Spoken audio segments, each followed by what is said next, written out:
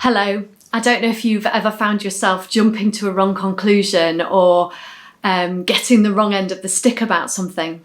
I know when I was in my previous job before I worked here, I was working in a university type context, and I was teaching youth workers on a degree course, and I absolutely loved it, and I loved working with the students. But one particular day really sticks in my mind, and on that day we'd been learning and thinking about how people learn and different ways of approaching learning. And I tried to make the day as interactive and creative as possible. We'd done lots of different activities and it had seemed to go really well. I'd really enjoyed it. The students had seemed to enjoy it, all except one of the young women on the course.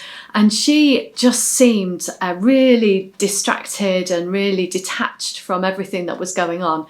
And particularly towards the end of the day, it was as if she was just really struggling with the whole thing and wasn't enjoying it. And at the end of the day, really unlike her, she just left without talking to anybody, without saying anything. And I just thought she'd really hated the whole day, that she hadn't enjoyed it, that she'd struggled with it, and that she just was completely switched off. And it stuck in my mind because it was so unlike her. Normally she'd stay around with the others and chat, and they would talk about what they'd been doing, and she just left, and that was it.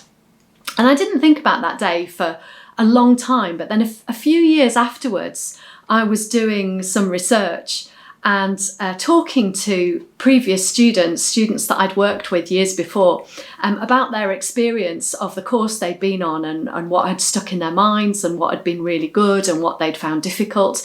And I did an interview with this particular student, and in the course of that discussion, that interview, she talked about that particular day. And because it had stuck in my mind, I was really interested in what she was saying. And I was really shocked to hear her perception of that day, because I thought she'd hated it. But actually, when she reflected on it, she said it had been, in her experience, a real life-changing time. That the things that we talked about during that day and some of the things we'd explored and the things that we'd learnt were things that had completely changed her understanding of herself.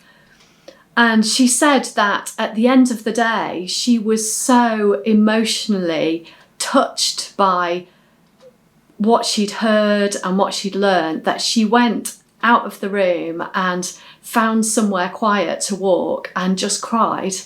Not because she was sad, but just because she was so relieved and emotional about what she'd learnt about herself. And I found that incredibly challenging, because the way I'd read that situation was completely wrong. It couldn't have been further from the truth. And when I look back, I wonder if actually my interpretation of the situation was actually linked to some of my own fears. The worry that perhaps I wasn't interesting enough, or the teaching that I was facilitating wasn't good enough, and that she wasn't enjoying it, and that she hated it, and that she didn't like me, and all those kinds of things.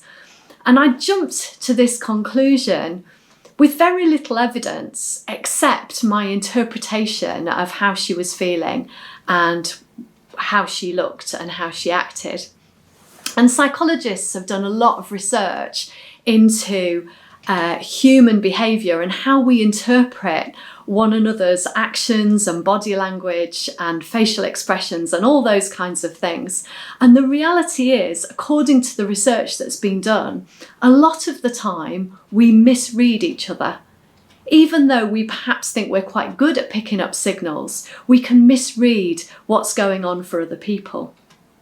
And I've just been thinking about that quite a lot at the moment, because during lockdown and the situation that we're in, we're spending a lot of time distanced from one another. So even the signals that we'd normally send each other are difficult to read. We're dependent on technology. We're dependent on talking through cameras or through telephones or whatever it is. And it's quite hard to really communicate clearly and effectively.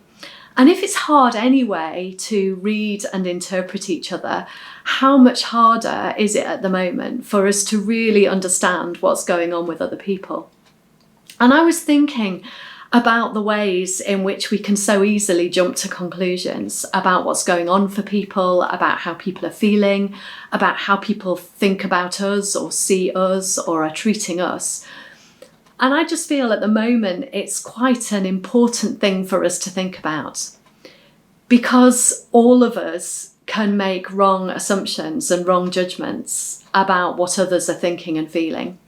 We can all assume that others think badly of us or don't like us or are being unkind, rather than just waiting and seeing and really trying to understand what's going on for them and with them.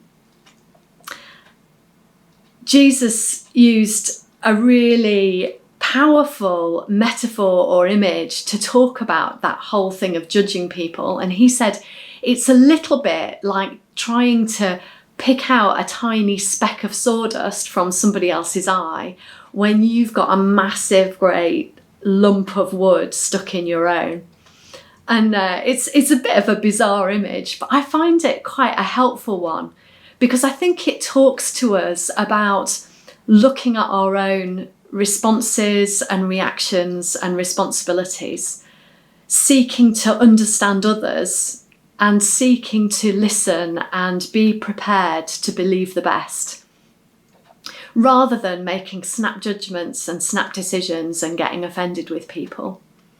And maybe that's something for us to think about in these coming days. I want to challenge myself with it as well, because it's so easy for us all to jump to conclusions or to make assumptions or to make judgments about people. We're hardwired, in fact, to look out for danger, not just physical danger, but where we might be emotionally at risk, where we might feel vulnerable. And we can so easily jump to a negative conclusion. So at the moment, in these next few days, I just want to encourage you to think about that. Think about the conclusions you jump to. Think about the judgments that you make.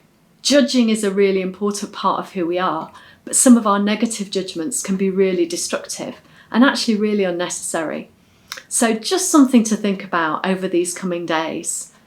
How are you judging others? In what ways are you listening and seeking to understand where people are coming from? And how are you seeking to believe the best of those around you, whether they're in the same room or whether they're talking to you through a computer or a phone or whatever it might be? Just a few things to think about in these coming days. Take care, and I'll see you soon.